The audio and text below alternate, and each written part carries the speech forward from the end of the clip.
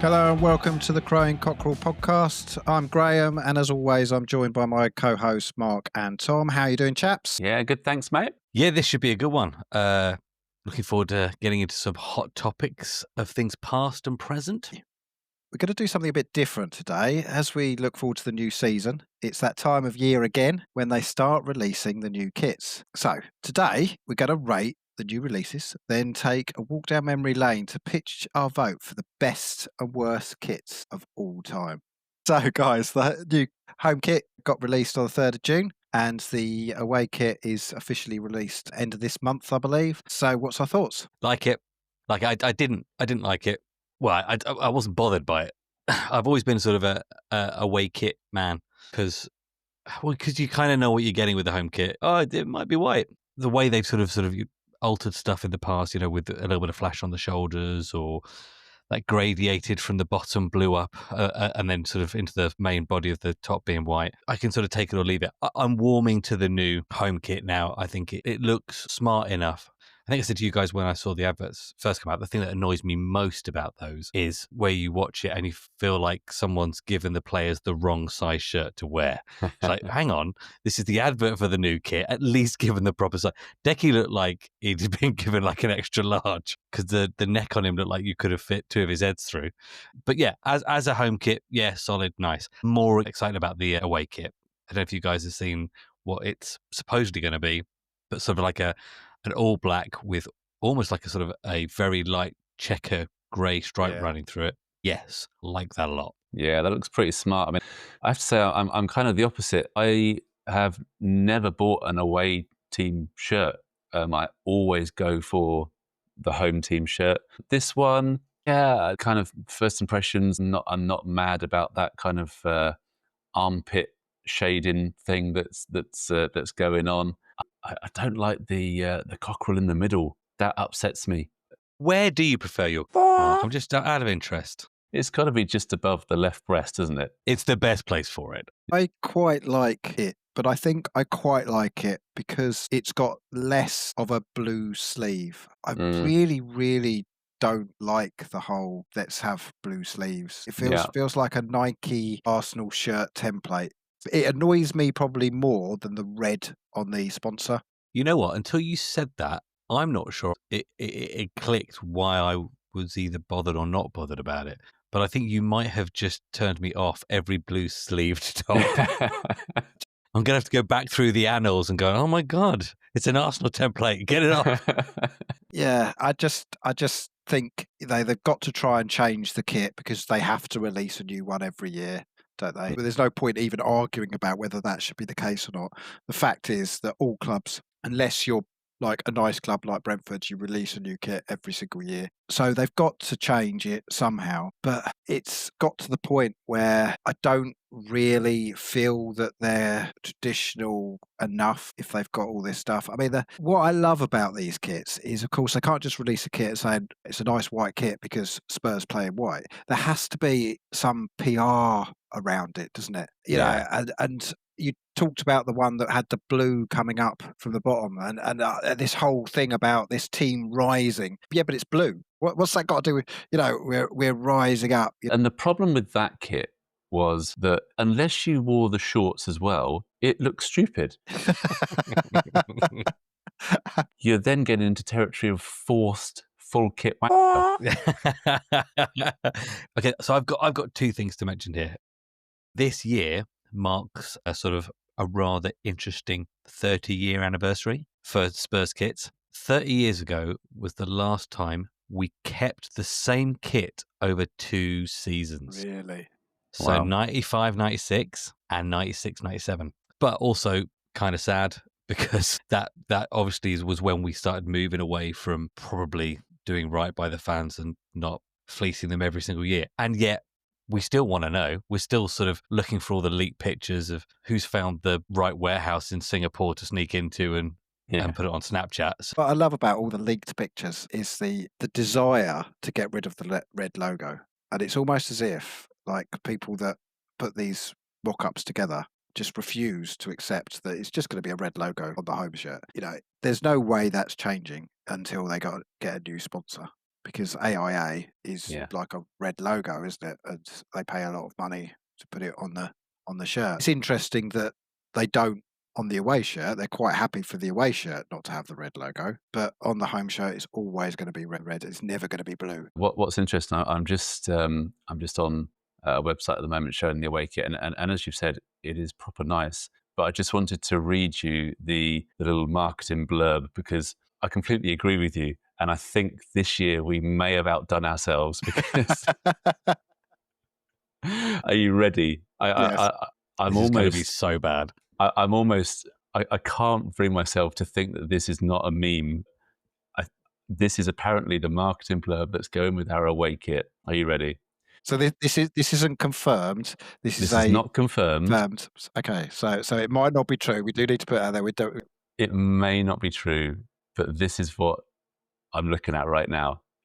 Tottenham Hotspur's 2025-26 away shirt welcomes you to match day in the year 2082. This London-inspired battle armour uses tonal blacks and cutting-edge trims to create an innovative, stealthy look that the enemy won't see coming. I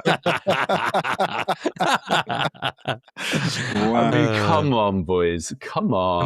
I'm sorry. You definitely see Van der Ven coming. I mean, very quickly, obviously, but Just bizarre, isn't it? I mean, the best one was the. Do you remember the home shirt from a few years back where it basically had a skid mark, a tyre mark? you're looking at 2015-16 there, aren't you? Yeah, absolutely. Yep. So it's I have got it in my collection. So it's a classic kit, and the reason I think it's a classic kit is because that was the season I remember it for Harry Kane coming to the fore, and it was a great season at Spurs. But who looked at that and didn't think we're going to get the taken out of us here? It does look a bit like you've been run over by a car in a car crash. In terms of, obviously, today we're going to be choosing our favourite shirt of all time and our worst one of all time. And we've not talked about this, right? We don't know what we're choosing. No. Hopefully, for the sake of this show, we're not going to pick the same one. But what I was going to say is, when you think about what is your best shirt, your favourite shirt, is it based on just purely what it looks like, or is it to do with the memories of what has happened in that shirt? That is a really, really good point. It's really, really good. got to be a mixture of both, because I think you buy the shirt at the start of the season because you like it, or because you're a Spurs fan. There are people, and I hope there are people who are listening to this, who will buy a shirt every year, and good on you. But for me, I will pick and choose the shirts that I want to go for. And like I said, I've always been a fan of the away shirts. But you stick somebody in that shirt, especially if it's a player that you love and is doing great things, and especially if you're wearing it on a match day, or that player goes and does something in a big game. Yeah, of course, it cements it into your brain as being a quality shirt worn by a quality player when we were doing something good. And as football fans, you cling on to those moments, don't you? The best example of that, the Lucas Moura green shirt. So that is exactly the kit I was talking about. Because for me, aesthetically, that shirt is nothing special. It wasn't just nothing special, but I remember when it came out, and only anecdotally, but the comments were, it was horrible. It was an awful shirt. It was disgusting. It was, why have we come out with this green shirt? And again, the PR behind it, because it had the graphic of the Seven Sisters trees, isn't it? So it was all that stuff that they brought into it. It was terrible, but it will now go down in our history as absolutely iconic. And you can't get hold of them. You cannot get hold of them. If you tried to get hold of one, it's almost impossible. Do you want to know something ironic? That is the kit, that is the season with the blue faded bottom up. Is it really? Yeah. It's the green version. Yeah, you're right.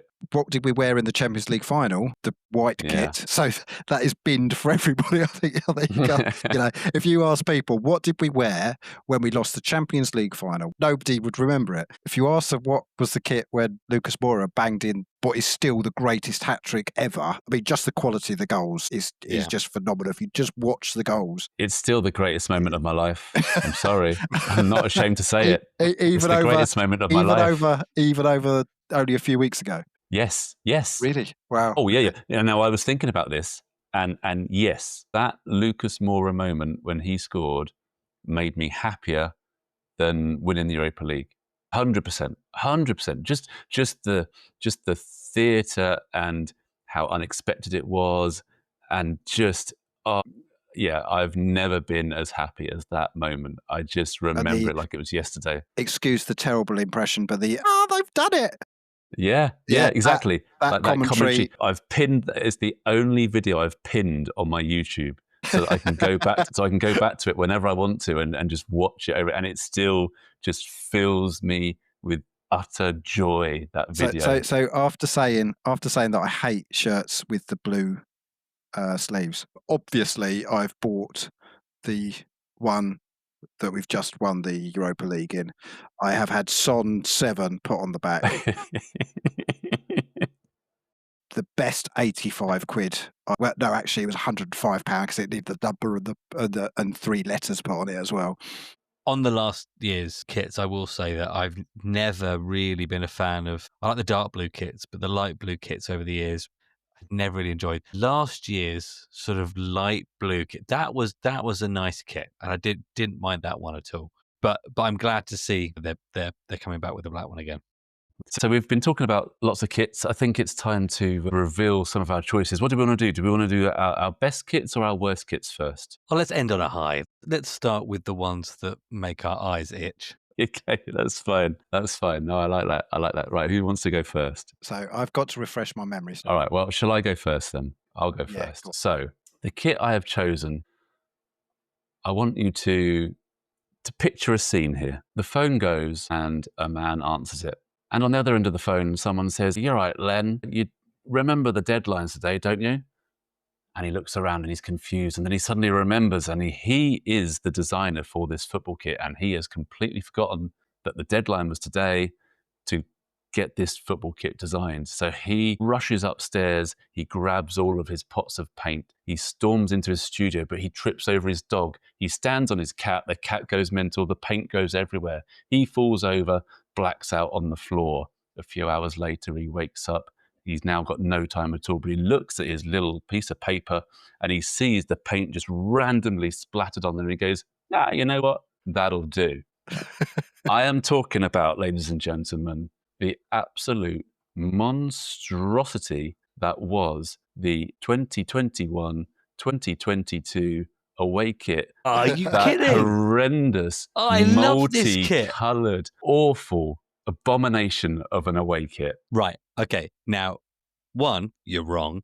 Two, can you get sight of the third kit from that season? Well, now also as bad. Is that honorary mention in your mind?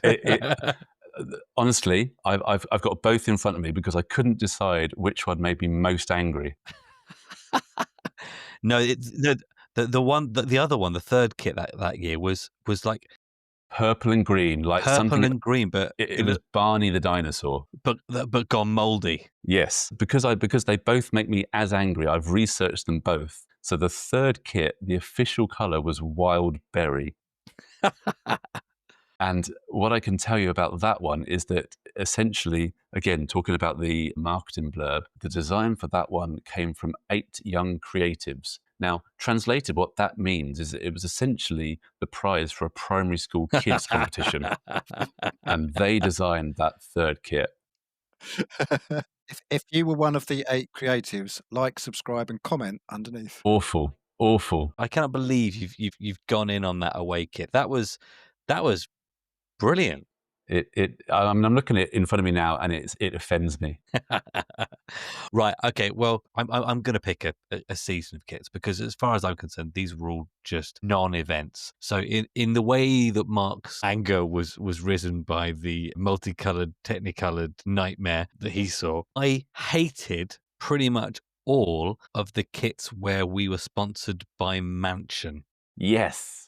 I hated seeing Mansion on the kits. I thought it looked bloody awful. And the worst of the lot, and this may be controversial, the worst of the lot for me was the 125-year anniversary set of kits, which included a plain white kit, a plain blue kit, a plain yellow kit, and then a white and half white, half blue, which was just looked crap. It looked like it was just really, but with a mansion thing in the middle. I'm looking at them now and I'm thinking, well, it just looks like someone's bought some t-shirts and It stuck looks a so stamp on them. cheap. They're just, it made us look like less of a football club and more of a youth club. Yeah. So I'm sorry to poo-poo on our 125th anniversary, but yeah, all those kits, as far as I'm concerned, can go in the bin. I agree. I agree. They are horrible. Okay, that's controversial because I think a lot of people will be looking at that centenary kit. Do you remember it came? Do you remember it came in a gift box? So never had it, but I think it came in gift wrapped in a gifts like box and everything, and it was about 125 quid. If you've got one Yeah. of those, Yeah. proper. So a bit like yourself, Mark. I'm going to paint a picture. And I'm going to paint a picture of a period when we decided that what we wanted to achieve out of our kit was to make it really obvious that our players were being pulled back. So my worst kit brings back memories that I will never, ever forget. Okay. And again, we're talking about periods in time. So this was the period of the Kappa kits. And if you remember those, they were released with the intention of them being very, very tight. So elite Premier League footballers would wear them, and if they were pulled back by the shirt, it would be really obvious because they'd stretch like miles, which is great. Fantastic. But what that meant is that the replica shirts were also incredibly, I think the term is figure hugging. And I'm about 5'10". I'm 70 kilos, so I'm not a big guy. And to be fair, they were quite baggy on me, so that was fine. But Yeah. All right. Nice for what I some. remember is walking down Tottenham High Road, and this is a memory that's just burnt onto my retinas. So I was walking down there, and this guy in front of me, he must have been about 6'5". He was a big, tall guy, but he was also sort of big all round. So he was a A big wide guy really as big chap, well. yeah, a big wide guy as well. And he wasn't particularly athletic, put it that way. So there was a lot of places for this material to cling to, and everything very obvious. And fair play to him, but bearing in mind what I was saying about him being 6'5", the best thing about it, apart from the clinginess of it, was that the player he decided to put on the back of his shirt was Aaron Lennon. And I go back to this period, and it was a period where they wanted to sell shirts. They had the full range. They changed them every year. They'd be really stretchy. They want people to buy them, but no normal person would ever suit these at all. Yeah, they were nasty. It was a period where we weren't great as well. Yeah, we had a few decent signers. Edgar Davids came in, and I sort of remember him. So the season of 2005-2006 had 3 worst shirts, and I've already said about I hate shirts with the blue sleeves, and I think, and I might well be wrong, but I think this was the first home shirt with blue sleeves as well. So you've gone super tight, blue sleeves, a red logo. And the logo was that stupid, like looked like a cartoon smile or something, wasn't it? Yeah, so it's Thompson. If you wanted to buy a shirt, then what was even worse than that is that, well, if you didn't like the home shirt, what they decided is, well, what you can have is an absolutely disgusting blue and yellow version, Yeah. or probably the best of the bad bunch, the yellow version with the blue sleeves. Because I did say the away shirt should be yellow, but the third shirt should be blue, or the other way around. So, out of the 3, that was probably the best one. They're all horrific. They're all terrible, terrible shirts, in my humble opinion. But the worst one, I think, was probably the home shirt because it had all the tick boxes ticked for all the reasons why it should be an awful shirt. So Oh dear. is that, have we done all our worst ones? So what I want to do now, before we go to our best ones, is just do a little bit of history, because I think there's some important stuff that's quite interesting as well. So the first thing around a couple of the big myths around the white shirts being employed, so the white shorts. So back in the day, Billy Nick, absolute genius of a coach. The extra 1% before the extra 1% ever happened. So the idea of the full white European kit came about not because this myth around us wanting to look like Real Madrid. That isn't true. The real reason, and I think this is absolutely fantastic, is because it was at the period where European games under the floodlights, and Billy Nick saw an opportunity that full white yet easier to see under the floodlights. Now, this is the mark of a man that wants to win football matches. What we now do is we release camouflage kits, Yeah. so we can't see anybody and we can't even pass to each other. But I thought that was fantastic. All right. So that's one of yours. You can reveal your favourite Spurs shirt of all time. This is a difficult one because then I was starting to get into me replica kits, but I think it's comes down to games that you've seen things happening, isn't it? It's when we've won stuff, but I think it's also memories as a kid. Yeah, and this brings back a lot of memories. So the away kit, 1991 to 1994, and it was so good they kept it on as the third kit for the 94-95 season. So it's the Yeah. yellow kit with the with birds the flag. hash markings on the Yeah. shoulder. That is Absolutely. so interesting that you've said that, because I've written that down as one of the ones I was going to mention in passing. My dad had that kit or the shirt. But it was also the first one that I had my name put on the back. There you go. Yeah, and Yeah. you guys will remember because we all ran around the park playing, kicking a ball about. Yeah. Name on the back, number 9, a Teddy Sheringham. I was a 10 really, but the thing is, you had to pay by the number. You had to pay by the Yes. number, didn't you? True. So my dad would only go to a single number because otherwise it was far more. So that goes down as my Yeah. favourite all-time. That Good is choice. that is a nice kit. But of course, it was Klinsmann and Sheringham. It was Yeah. our dealers playing ridiculous Ange ball before Ange ball came about.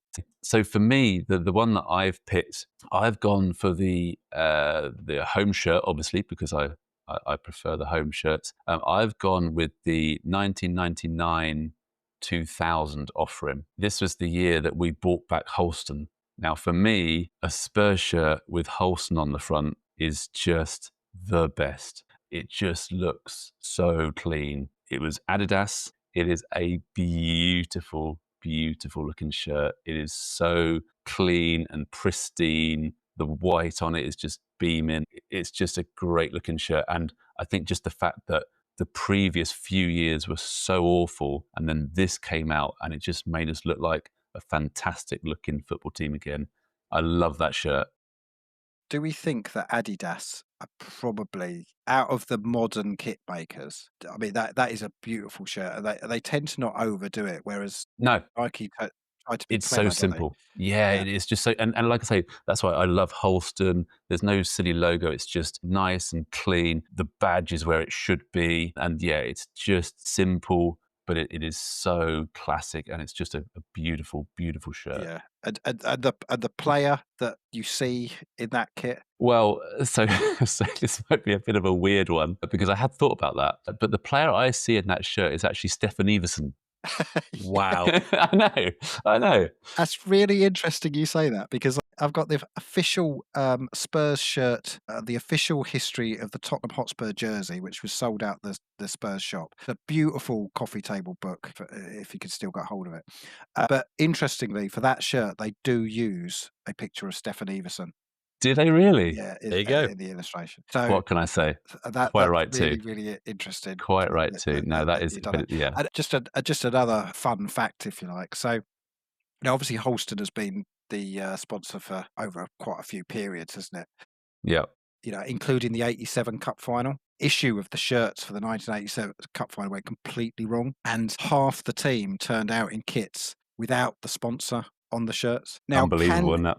can you imagine that happening now? I mean, this is how football's changed. I mean, imagine if you've paid to be on the front of a football team shirt and they're running out for the biggest game, which in the late 80s was probably the biggest single game, Easy. club football in the world. Certainly the biggest game in English football. And then Spurs just turned up without the sponsor on half the shirts. I mean, it's just inconceivable now, isn't it? But Yeah. Holston will always be Spurs' sponsor, I think.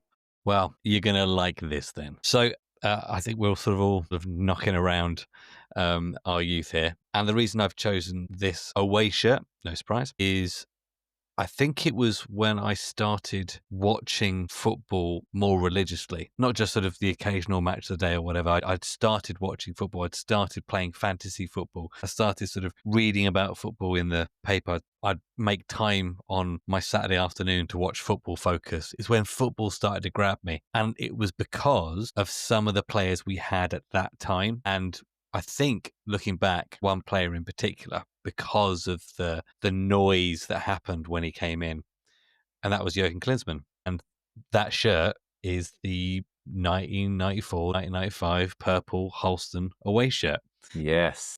If I think about great players in great away shirts, if I sort of think about it, I mentioned Gareth Bale in that sort of black and grey one. That one comes to mind. Mora in the green one in the Champions League semi-final. But for that sort of initial kernel of interest that sort of lit the fire, and not just because of the noise around him, because actually you'd watch him and the football was great. You know, the goals were great. The celebrations were great. You know, Yeah. running to the corner flag and sliding on his bed. Him and Teddy Sheringham together was a dream. I can see so many times on the back of the newspaper, Jurgen Klinsmann or Teddy in that purple shirt, and it's ingrained. Like you say, having the shirt with your first name on the back, or that first shirt where you thought, yes, come on, we feel like we're moving forward here. We look like a proper team again. You know, reinforcing that sort of that investment in Spurs, and that